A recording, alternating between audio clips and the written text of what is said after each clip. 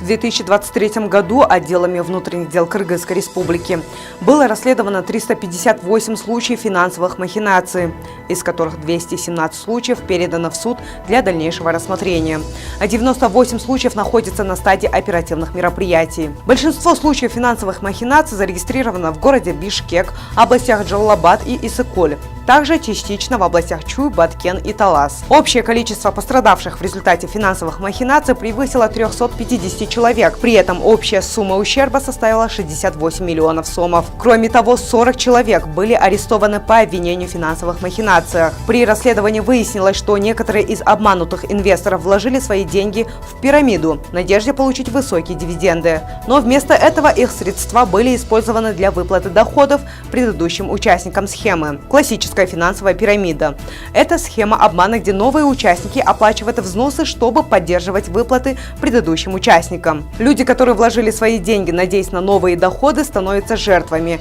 а пирамида продолжает расти. Выход из финансовой пирамиды невозможен. Будьте осторожны, и если вы заметите, что приближаетесь к вершине пирамиды и собираетесь покинуть ее, немедленно остановитесь, чтобы избежать ущерба. Пирамидальные схемы обычно существуют недолго. Их успех часто зависит от способности манипулировать людьми и использовать психологические и эмоциональные аспекты для привлечения инвесторов. Вот некоторые признаки финансовой пирамиды. Обещание о высоких доходах без значительных рисков. Обещание высоких доходов за короткое время – один из основных признаков финансовой пирамиды. Предложение о том, чтобы привлечь других людей. Если условия звучат как «привлеки других людей и получи прибыль», то обратите внимание на истинные намерения организаторов. Все финансовые пирамиды выживают только за счет привлечения новых участников. При этом выплаты между участниками не осуществляются из реальных активов, и часть участников остается без денег. Предоставление документов. Учредители финансовых пирамид обычно предлагают официальные документы и скрывают информацию о своих документах. Отсутствие документов является серьезным сигналом тревоги. Всякий раз, когда дело доходит до юридической ответственности, следует обратиться к официальным ресурсам Министерства юстиции Кыргызской республики. Если учредители предлагают свои услуги через коммерческий банк, микрофинансовую организацию или кредитный союз, необходимо проверить их лицензию или регистрацию на сайте Национального банка Кыргызской республики. Ограничительные условия. Обычно те, кто привлекает финансовую пирамиду, предлагают заключить сделку в надежде на прибыльную инвестицию. Такие условия включают в себя обещание возврата средств при уходе участника, если не удается получить обещанный доход. Поверьте, что возврат денег в соответствии с такими условиями чрезвычайно сомнительный. Не забывайте, что все подобные соглашения обычно служат лишь предпосылкой для возврата потерянных средств. Нажимные ситуации. Активные привлекатели финансовых пирамид убеждают людей, объясняя, что возможность заработать деньги сейчас пропадет. Это еще один сигнал, указывающий на характер финансовых мошенничеств. Не поддавайтесь на соблазн быстрого заработка и всегда проверяйте финансовые схемы на подлинность. Помните, что большие прибыли часто сопровождаются большими рисками. Будьте осторожны с мошенниками.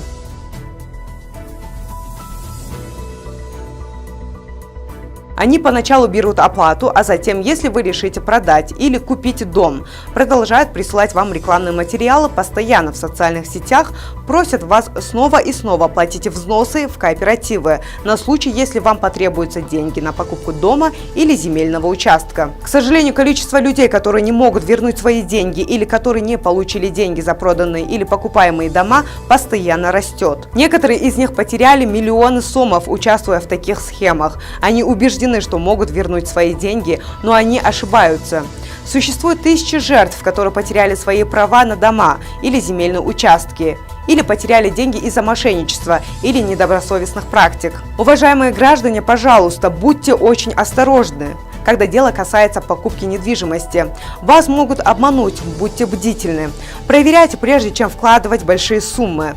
Не поддавайтесь обману. Всегда будьте бдительны и проверяйте дважды.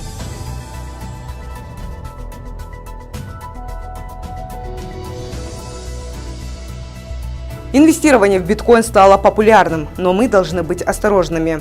С появлением новых технологий мошенники постоянно разрабатывает новые способы обмана инвесторов. Несмотря на то, что биткоин представляет собой цифровую валюту с реальным потенциалом для инвестирования, в настоящее время его использование также сопровождается значительными рисками. Если мошенники обманывают вас с биткоином, они могут потратить ваши средства, и вы не сможете ничего сделать, чтобы вернуть их. МВД Кыргызстана рекомендует, как защититься от мошенничества с биткоинами. Не общайтесь с незнакомцами через Facebook, Instagram, Snapchat, Discord, WhatsApp, Telegram, Viber, LinkedIn или другие социальные сети.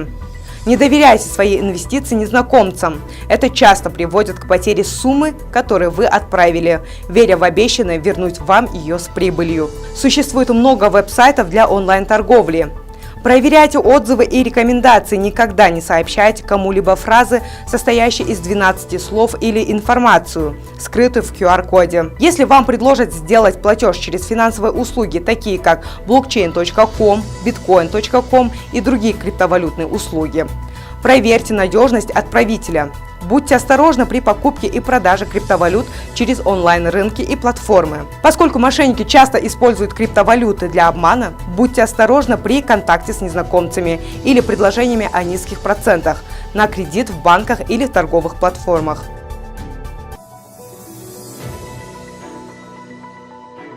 Будьте бдительны, уважаемые граждане! Защитите себя от мошенников по телефону. Органы внутренних дел и служба 102 получают уведомления о мошенничестве по телефону, предоставляют соответствующие услуги для выявления и пресечения действий мошенников. Схема действий мошенников по телефону может быть разнообразной. Они могут звонить по номерам жертв, выдаваться за сотрудников правоохранительных органов, службы безопасности, представителей здравоохранения, обещать прибыль от инвестиций и требовать передачи денег через курьеров. В некоторых случаях мошенники могут использовать курьерские службы для пересылки денежных средств между злоумышленниками, таким образом затрудняя выявление их местонахождения. Как вам и вашим близким защитить себя от телефонных мошенников? Если вы не уверены в подлинности звонящего и его намерениях, не сообщайте свои данные и банковские реквизиты. Не открывайте и не загружайте вложения из непроверенных источников, чтобы избежать установок вредоносных программ. Не доверяйте тем, кто требует перевода денег или предоставления личной информации через телефон. Это может быть мошенническим действием. Принимайте только подтвержденные и проверенные предложения и услуги через телефон. Будьте осторожны с мошеннической или финансовой информацией. Если вы получили подозрительный звонок, не отвечайте на него и не предоставляйте дополнительную информацию. Проверьте полученную информацию по другим источникам. Обратитесь к близким и поделитесь с ними своими опасениями и советами. Помогайте и защищайте друг друга. Кроме того, на телеграм-каналах распространяется информация о финансовых пирамидах и других мошеннических схемах. Не забывайте, что ваша бдительность и разум при общении по телефону – ваша лучшая защита от мошенников. В случае получения подобных звонков лучше быть осторожным и самостоятельно проверить информацию, связавшись с близкими и специалистами 102.